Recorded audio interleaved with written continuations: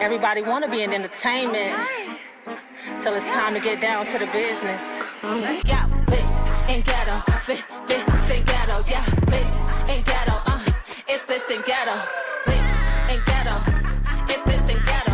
The glitz and glamour is a setup, cause behind the scenes it really is ghetto, yeah. Okay, had to get that scream out. I am so excited, you guys. Welcome to the Glitz and Ghetto podcast. Woo!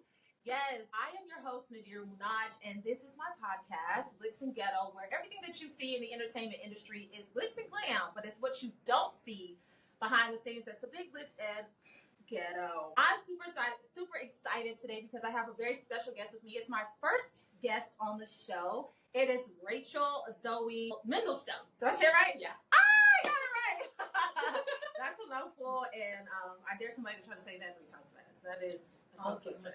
Okay, so Rachel, go ahead and introduce yourself. Tell us a little bit about who you are, and if you want to throw a bit of your credentials in there, tell us a little bit about Sure. So I'm Rachel Zoey Mandelstam. I am, in this situation, I am Naderah's wardrobe dresser. Yes! Mrs. Doubtfire. But I am a costume designer, stitcher, dresser. If you give me money, I will do it.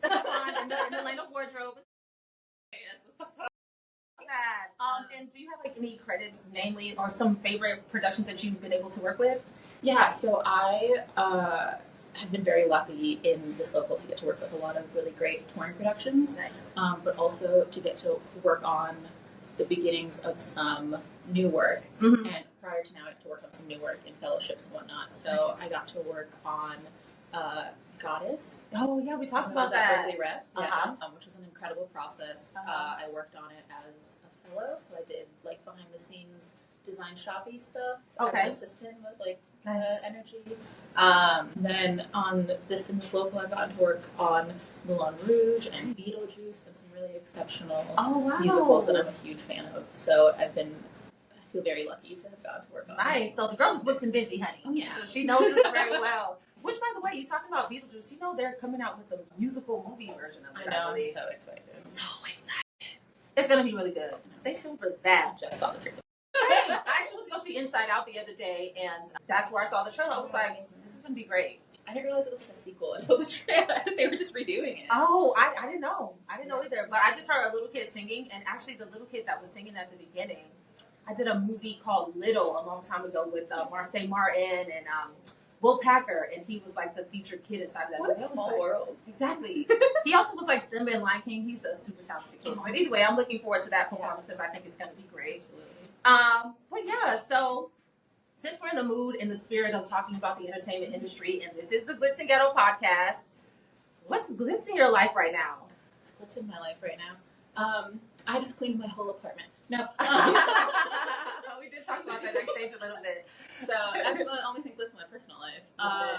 But otherwise, I just got to design a few of the numbers for Broadway Bears San Francisco. Nice. And that was some glitz that I was a big I love fan it. of. It was at the end of June, and the production we're just getting photos back and videos back, and it all looks so good, and it came together to raise money for a good cause. I love that.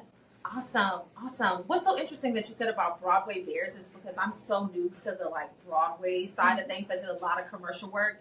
I didn't know how big Broadway Bears was. It's like a huge production. And so, I mean, can you tell us a little bit more about what Broadway Bears is? Sure. So it's a big production put on by an organization called Broadway Cares, Equity Fights AIDS. Yes. That raises money throughout all of the Broadway houses, I believe, and then also during different times of the year on the tours for HIV/AIDS research and the support for people who have it and their families. And we're so lucky here to get to have a local one. It's usually only in New York. Right. But Broadway Bears is a big burlesque strip show that they do, and it's themed every year in one way. Ours was themed film strips. Okay.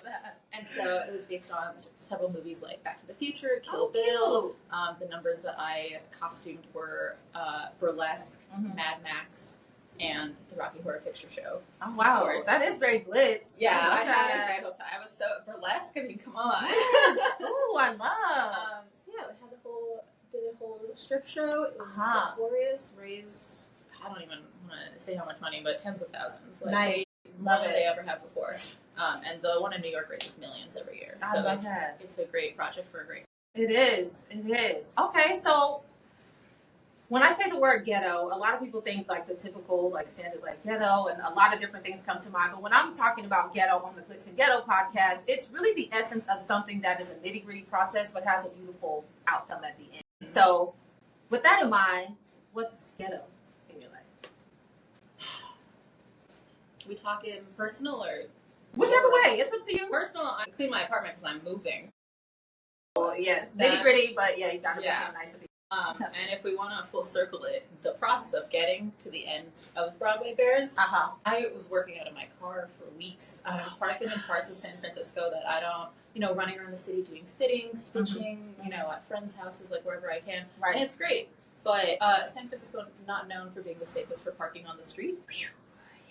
And so I have been everything in my car.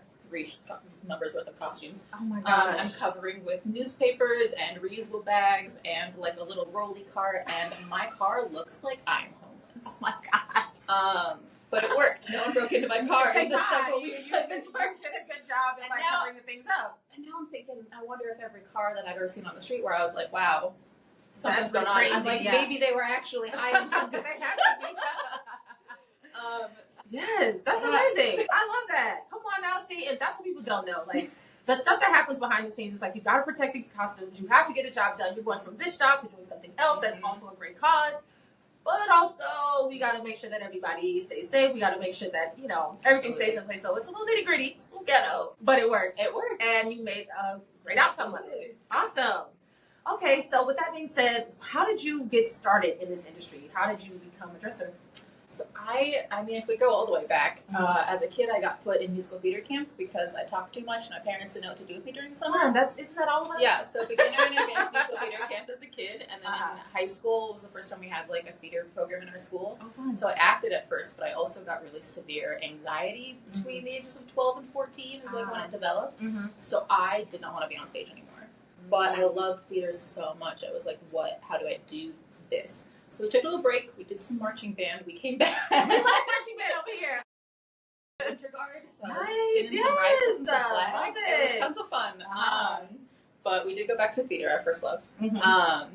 And at first I was in the scene shop just doing whatever they needed help with. So Absolutely. I was building sets and all sorts of stuff. But it basically came down to I was the only one who knew how to sew because my grandma had taught me when I was growing up. So it was like, who can get it done? Rachel can get it done. And from then I just started doing the costumes in my high school. And then when it came time to apply to college to figure out what I want to do, I didn't know what other marketable skills I had. Okay. So I said, sure, we'll do costumes. We'll just keep on doing what we've been doing, and you get to stay in the world of theater that you love and use your skills. It's really weird. Something that was a hobby became my career. No, right? It's so interesting that you would say that, too, because I remember, like, growing up, you used to have to fill out those little, like, applications and stuff, like, what do you do for a hobby? And now I don't do anything because my hobby is my job. Our hobbies became our jobs. And I also think about that because I'm like, I have to figure out a hobby now. Yeah. Because, like, my hobby's my job. Yeah. So what am I going to do for, like, fun now? But I also have fun at my job, so it's... Yeah. It's a great thing. Yeah, I mean, it's great. Absolutely. But I feel like navigating this industry is a bit of a hobby in itself, considering you have to, like, cover up things inside of your car so your car doesn't get broken into. Like, yes, I find ways to not get my car broken into. That's great. Okay, and so I guess you talked a little bit about this. What inspired you to become a dresser? I think my question should be, what is the difference between a dresser and, like, a wardrobe stylist? Okay, so I think the word stylist specifically often gets used more in personal styling and also like styling for something like a photo shoot. Okay. Versus in theater, we tend to use words like dresser, or wardrobe as a whole has some different like house head and steward positions, but mostly everyone is considered a dresser or a stitcher. And then the other parts of costuming are the construction parts. You have stitchers, first hands, drapers, which are all the different levels and what different aspects of construction there are to do. And then there's the design aspects. You'll have the costume designer, the assistant designer, the associates. So costumes kind of get split into these three separate: designing it, building it, and then actively using it on stage. And so you're in the actively using it on stage. In my here, yeah. In this job, yeah. At Doubtfire. At Doubtfire. But in general, I do all three. So is that a consensus across like the industry? Like, do most dressers also do the other parts of it? A lot of dressers stitch because there's a lot of overlap in that, but not all of them will do like full construction of garments. That is, of the three, probably my weakest. Okay. I prefer to design and I prefer to do the active wardrobe part. Which you're also really great at because you saved my time on stage for sure. I like to think so. But when I was in school, I actually got told I would have to pick one, and that if I tried to do more than one specialty, then someone else would decide for me, because I basically just keep getting called for one type of job, and then my name would get passed on in that sphere, and I wouldn't be known as the other thing, and it'd be hard to switch. But I don't want to say that they were trying to scare me, but I think they were a little bit wrong. Yeah. No, I get that. And that a lot of the times, I think that designers have to have a lot of the knowledge basis of construction, the word of things, because it informs how you design, and it helps. And if you don't have that basis, I think it often makes you not as, I wouldn't say competent of a designer, but there's just intricacies that it helps to have the other basis for. And so I think that doing multiple of them makes you a better designer. I agree, and I just don't like when people tell artists, because we're in a creative space, we create things, that like, you have to choose one. It's like, well, I'm good at all three. And so why do I have to choose one? And who knows? One job may need me to be in position 1, and another job may need me to be in position 3, and you can be great at all things, right? So I love that. So what is your ultimate goal inside of this space? So my dream, I mean, everyone wants to win a Tony, blah, blah, blah, blah. I will be living in New York, but I do not want to continue to, I do not want to New York long term. I feel that. So my dream, I met a designer when I was working at Berkeley Rep, who basically said, I was living in New York, and they were flying me out to all the regional theaters to go work. Why do I live somewhere I hate if they're just going to fly me out? So he moved to San Diego. So he lives somewhere beautiful that he loves, and he gets flown everywhere, and that's what I want to do.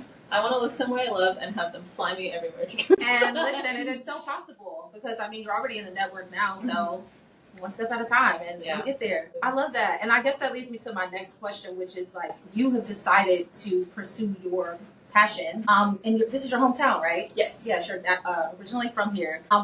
Is that what made you decide to start pursuing it here? Like talking to that person who kind of mentored you a little bit, or like?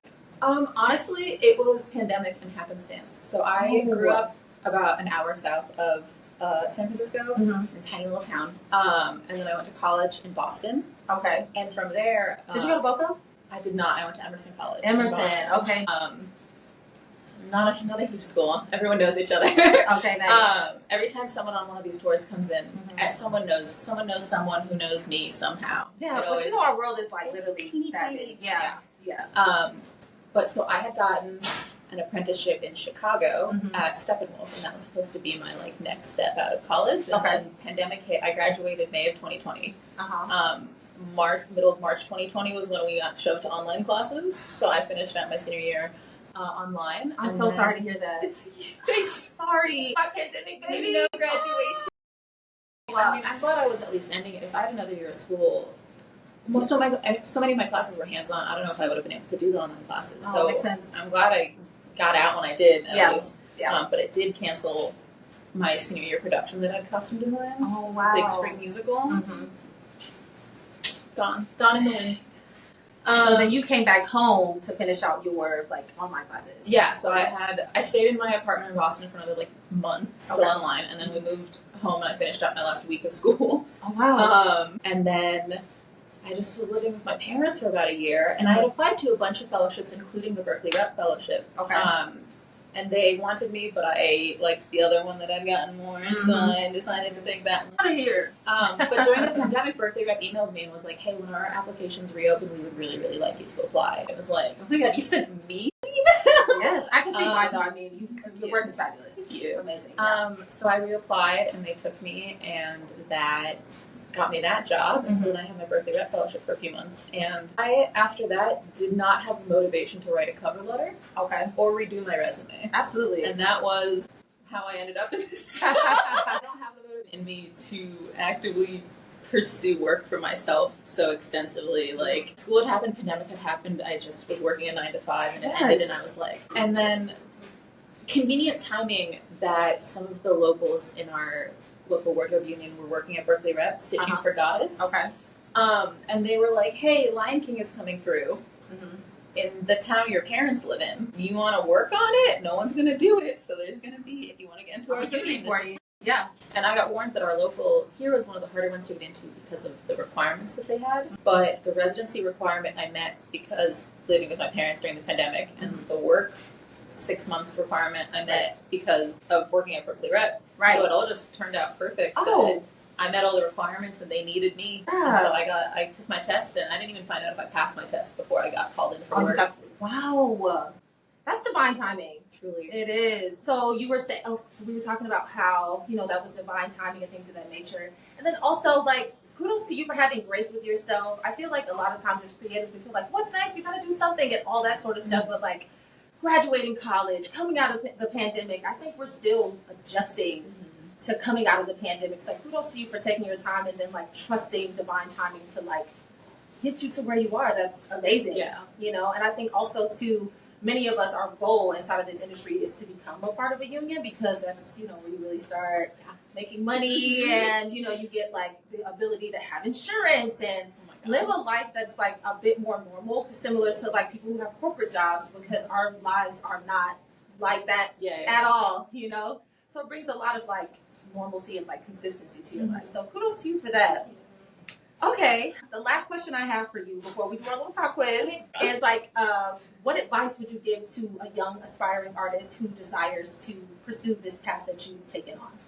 I think that you need to evaluate what you think is important to you as far as, do I go to, because I went to college for this, but not everyone in our local went to college for this or went to college at all. And I don't think in a lot of cases that it's necessary. But there's also a lot of stuff. There's a lot of what I've learned on the job, and I did not need school for it.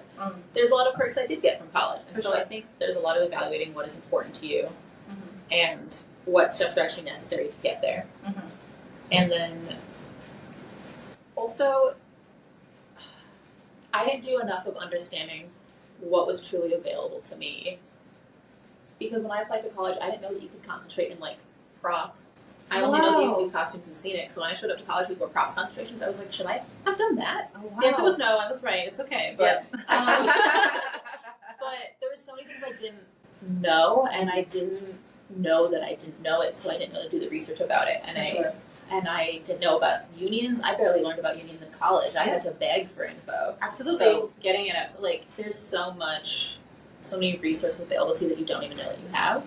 And so much opportunity that you don't even know exists.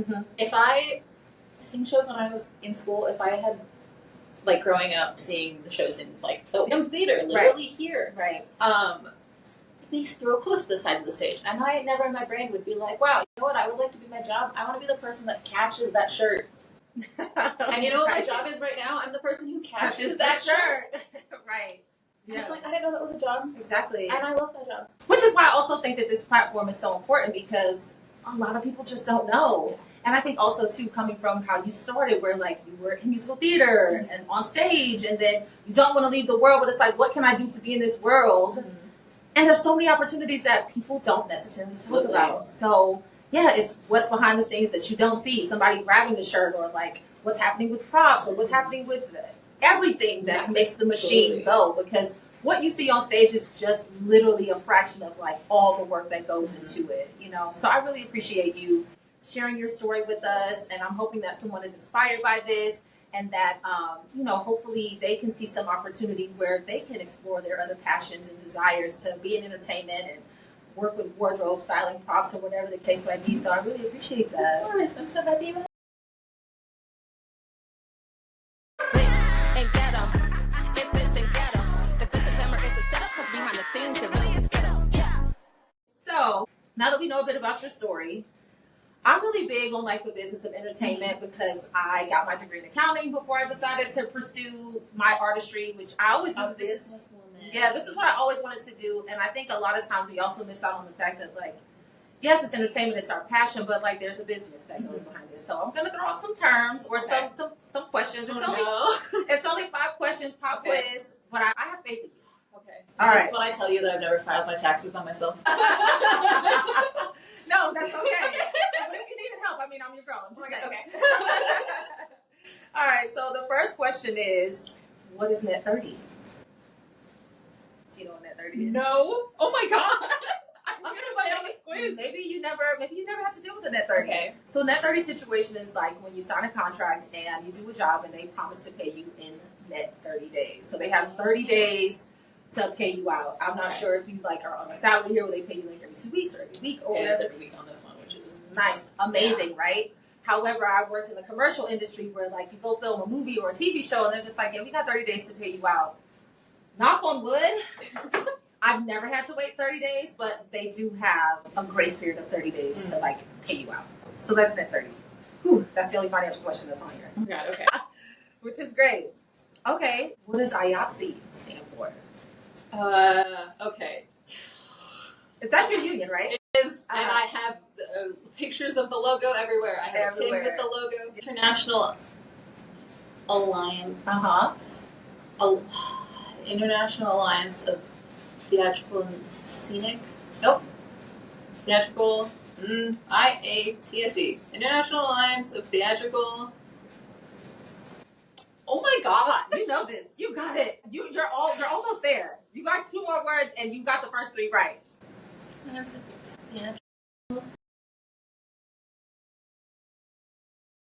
You got it. I might have to type out International Alliance. Give me a hint. We perform on a stage. Engineers, employees. Oh, like pulling. That's great. All right. You know this one. This is just, you're going to call these out by yourself. So it says, name 3 position of a person who works backstage to make a show ready. Okay. A wardrobe dresser. Period. Let's say a calling stage manager. Okay. On these old shows, they're backstage. And let's say, let's go for something interesting. A rigger. Look at that. You aced that one. Come on now. You're doing great. Oh, you got 2 for 3 right now. Okay, I'll take it. All right. And I don't know if you know this one. Oh, no. All right. What is the union that protects the artists that are on stage? AEA. Come on now. You don't have to give me a whole thing. Actors Equity Association. Come on. Also protects stage managers. I don't know why, but also stage managers. It works. Yes. Why do I know your union and not mine? To be fair, we're only like 3 minutes. You guys are probably like, what 3? You know? That's good. Thank you. You did. You aced that. Yes. You aced it, honey. Okay, perfect. All right. So, thank you so much for joining me for my first guest episode of the Glitz and Ghetteaux podcast. I'm so thankful and appreciative. Thank you so much for having me. Yes, your willingness to do this. I'm sure so many people are going to learn so much from this and be very thankful for it. With that in mind, how can people support you on your journey? Do you have any social media handles that people can follow you? Maybe ask you questions if they have any? Yeah, so Instagram is probably the best way, although on all social media platforms I am Kynrina, Kynrinna. Okay. It's going to change to be my name, but my name is also too long. So that's my personal Instagram, and eventually it'll turn to my work Instagram. I can't care about social media enough to make it my work thing yet. Absolutely. So for now, it's my first World of Warcraft character's name. So it's Kynrinna. All right, that's any questions. Okay, perfect. Love that. And if you guys love this episode, please follow the Glitz and Ghetteaux podcast on Instagram. Also follow us on YouTube at the Glitz and Ghetteaux pod. If you want to follow my personal journey as an entertainer on stage, as well as my journey as a financial professional inside of the creative space, you can follow me on Instagram at @I am_Naderah, Naderah. Also, just a little bit of housekeeping. If you like today's episode, be sure to give this a thumbs up on YouTube. Make sure you like and subscribe and give us 5-star reviews on any streaming platform that you catch this episode on. And just be sure to like, share, and comment whenever you see our posts come across your page. I love you guys. Thank you so much for tuning in. Thank you again, Rachel, for coming on the show. And this is our first episode of Glitz and Ghetteaux, the podcast. Peace. film and TV, she does that. Theatrical, she been that. And Glitz and Ghetteaux is our podcast to show you how to achieve that. You were born to entertain, but this ain't for leisure, you came to get paid. The Glitz and Glamour is a setup, cause behind the scenes, it really is ghetto. Yeah, Glitz and Ghetteaux, Glitz and Ghetteaux, yeah, Glitz and Ghetteaux, Glitz and Ghetteaux. You were born to entertain, but this ain't for leisure, you came to get paid. The Glitz and Glamour is a setup, cause behind the scenes, it really is ghetto. Yeah.